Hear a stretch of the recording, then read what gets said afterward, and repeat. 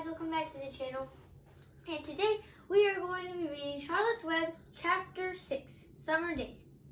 The early summer days on a farm are the happiest and fairest days of the year. Lilacs bloom and make the air sweet and then fade.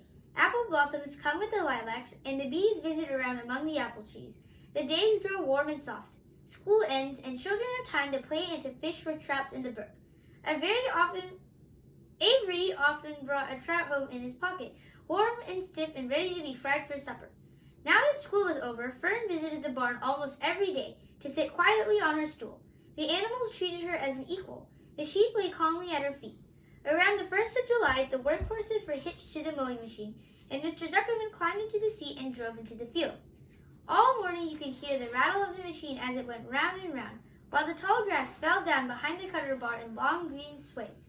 Next day, if there was no thunder shower, all hands would help rake and pitch and load, and the hay would be hauled to the barn in the high hay wagon, with Fern and Avery riding at the top of the load.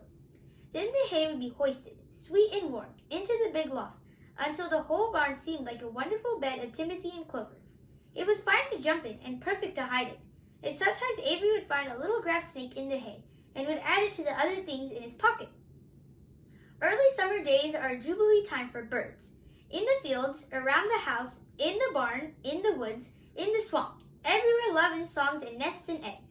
From the edge of the woods, the white-throated sparrow, which must come all the way from Boston, calls, "Oh, Peabody, Peabody, Peabody." On an apple bough, the phoebe teeters and wags its tail and says, "Phoebe, Phoebe." The song sparrow, who knows how brief and lovely life is, says, "Sweet, sweet, sweet interlude, sweet, sweet, sweet interlude." If you enter the barn, the swallows swoop down from their nests and scold, "Cheeky, cheeky," they say. In early summer, there are plenty of things for a child to eat and drink and suck and chew. Dandelion stems are full of milk, clover heads are loaded with nectar, the Frigidaire is full of ice-cold drinks. Everywhere you look is life. Even the little ball of spit on the weed stalk, if you poke it apart, has a green worm inside it. And on the underside of the leaf of the potato vine are the bright orange eggs of the potato bug. It was on a day in early summer that the goose eggs hatched. This was an important event in the barn cellar. Fern was there, sitting on her stool, when it happened. Except for the goose herself, Charlotte was the first to know that the goslings had at last arrived. The goose knew a day in advance that they were coming. She could hear their weak voices calling from inside the egg. She knew that they were in a desperately cramped position inside the shell and were most anxious to break through and get out. So she sat quite still and talked less than usual. When the first gosling poked its gray-green head through the goose's feathers and looked around, Charlotte spied it and made the announcement. "I am sure," she said, "that every one of us here will be gratified to learn that after 4 weeks of unremitting effort and patience on the part of our friend the goose, she now has something to show for it. The goslings have arrived. May I offer my sincere congratulations?"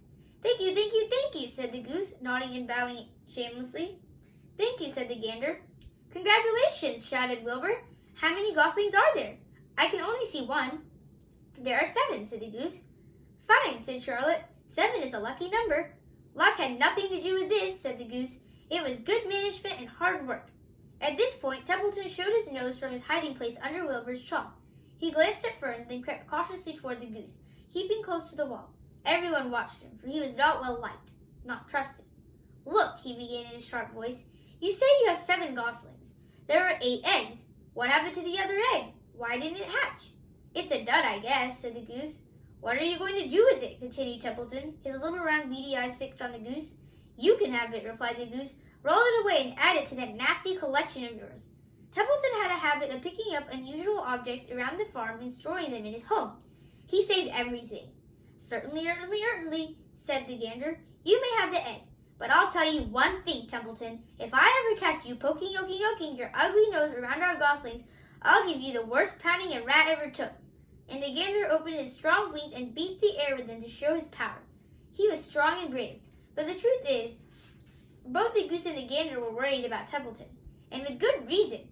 The rat had no morals, no conscience, no scruples, no consideration, no decency, no milk of rodent kindness, no compunctions, no higher feeling, no friendliness, no anything. He would kill a gosling if he could get away with it. The goose knew that. Everybody knew it.